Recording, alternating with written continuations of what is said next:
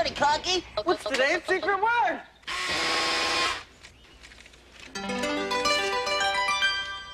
Today's secret word. Let me show you how many kids die because of that word on a daily. Let me show you how many gallons of blood pour from kids' wrists because of that word. Let me show you how many families are broken because of that word. So say the word one more damn time and use it in a song and insist it means nothing, and I just am offended by it. Say faggot.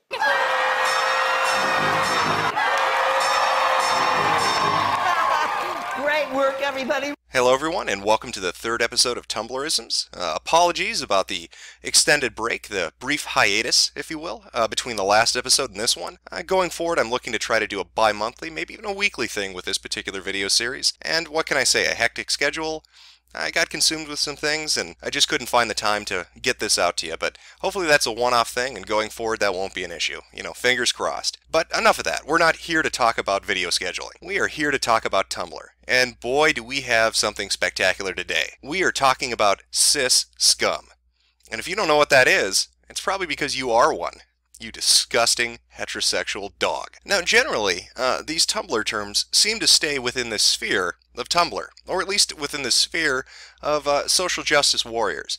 You may see a little bit of it on, I don't know, Reddit, perhaps, SRS, a little bit. But for the most part, you're not going to encounter it too much outside of the realm of Tumblr. This is a different story. This particular thing, this prefix of suffering that has been, given out so kindly by the special snowflake community to normal people, is starting to find itself everywhere. You might even run across it in a few sociology courses in college.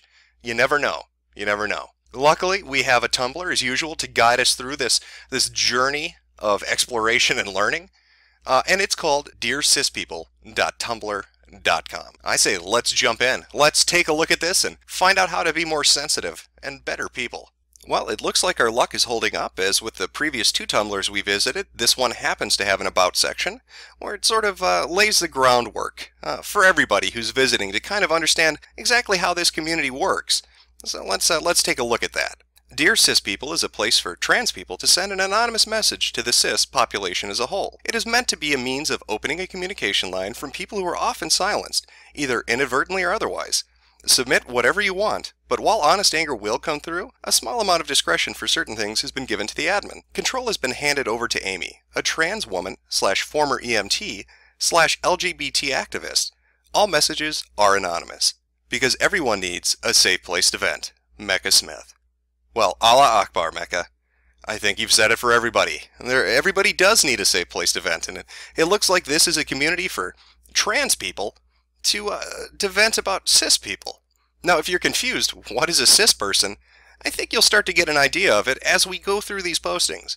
Now, if you watch the other two Tumblrism videos, you know that I like to get a feel for the people running this. Before we get into the Tumblr, before we see the community itself, let's see who set it up.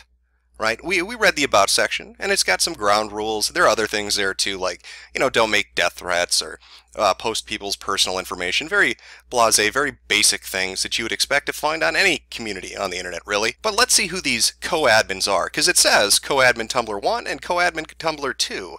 So let's take a look at co-admin number 1, Stolen Blue Box, and we've got an About Me section right there. That's great.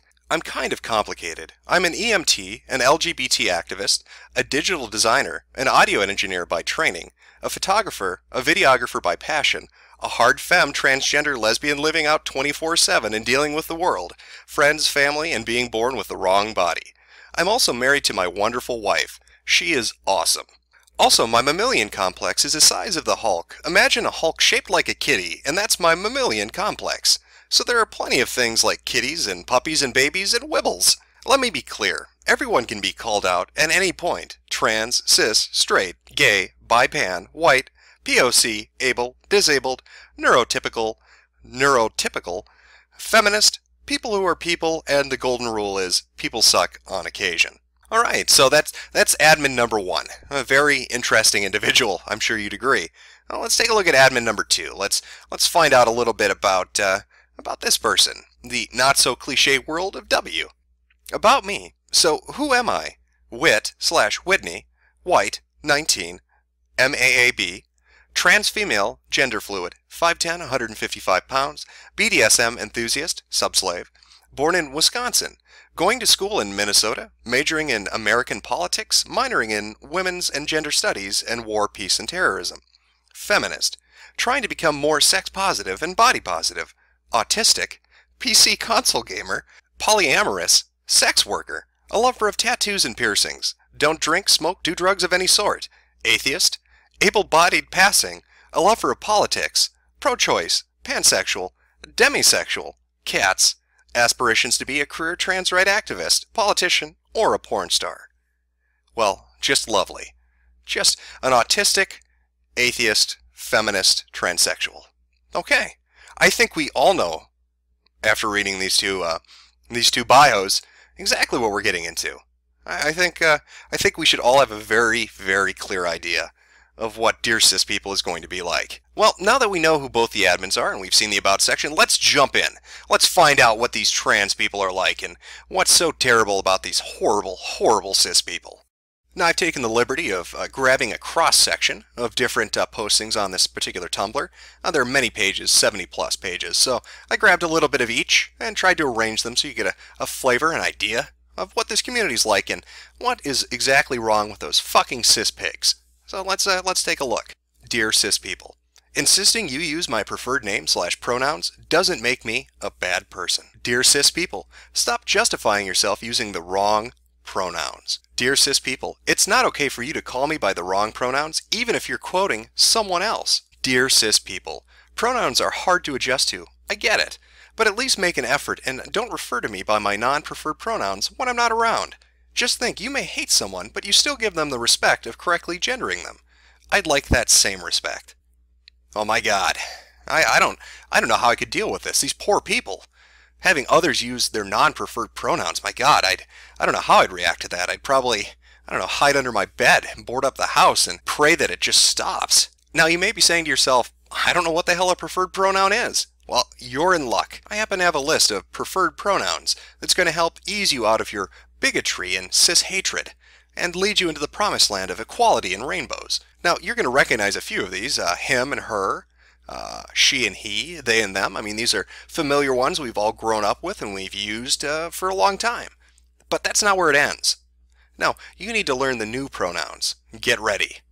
First up, we've got Z and here. That's Z-E and H-I-R.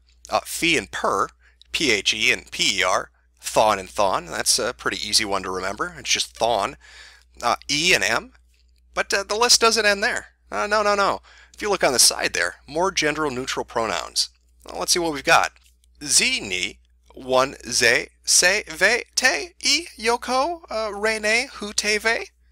Now, if you're thinking to yourself, my God, it sounds like he's speaking Klingon, you probably watch too much Star Trek. But it's close. It's close. Now, this could be confusing. I mean, there are so many pronouns there. How do you do it? I mean, these people are talking about, you should always ask.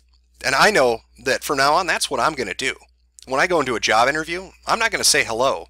I'm going to say, excuse me, before we start this, allow me to ask you, what are your preferred pronouns?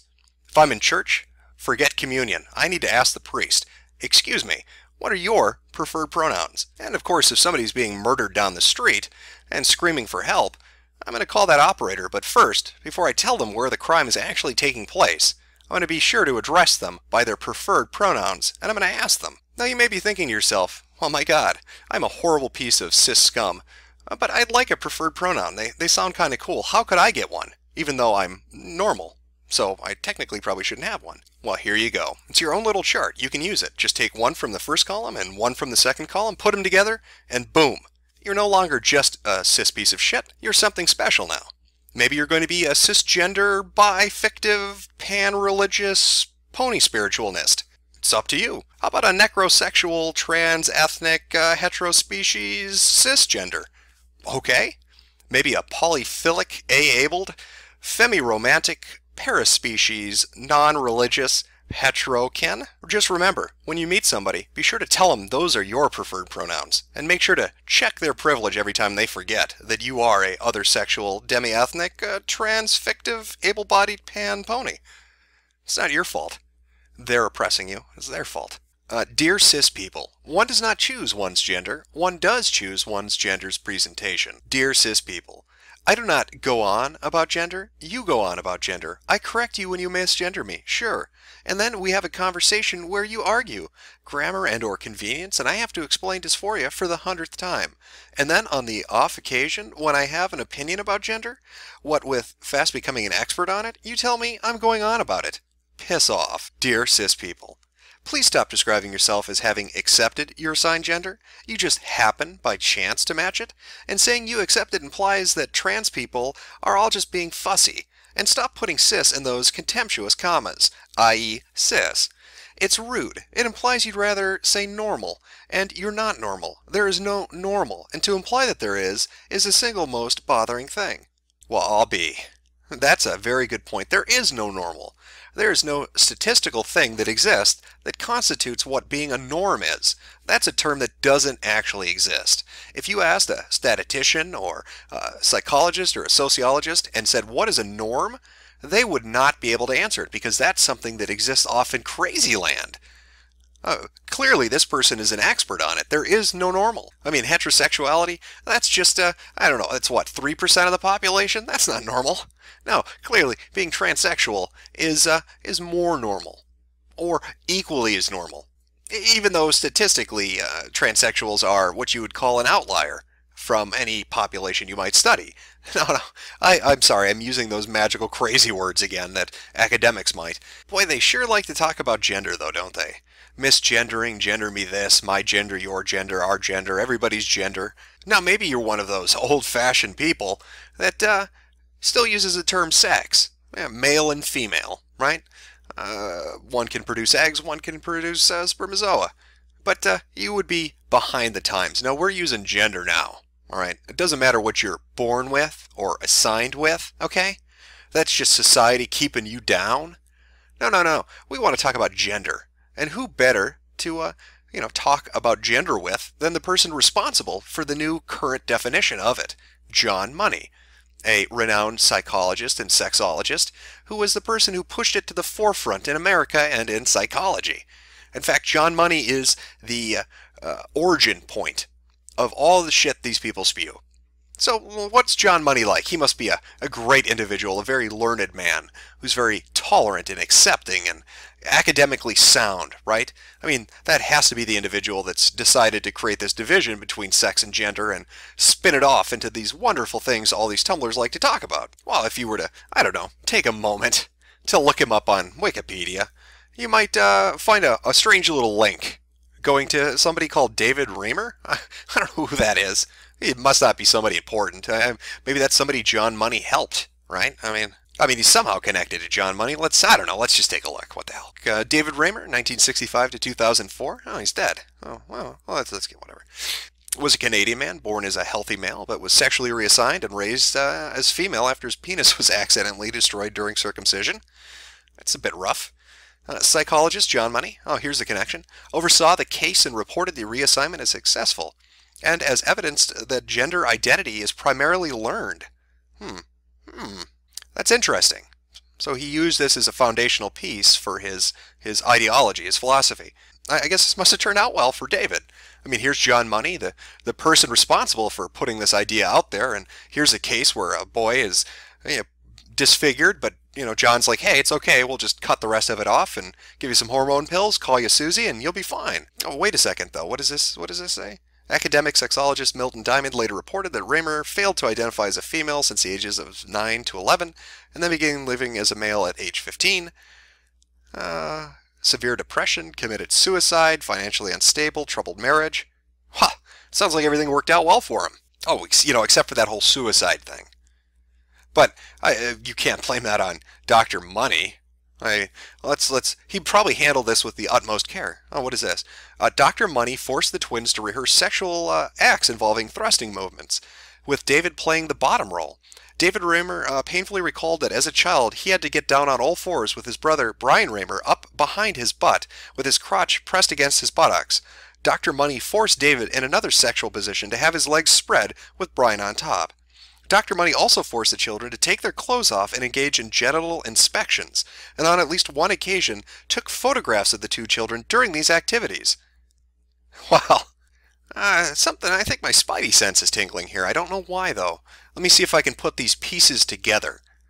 A man named John Money, a sexologist/psychologist, who put forward the idea of gender as we know it today, and is the preeminent figure that pushed that forward in the American vocabulary, the vernacular. He put it out there. He's the one who said, hey, sex and gender are different, is responsible for the mutilation of a toddler, for his molestation, his financial instability, his severe depression, and then his suicide.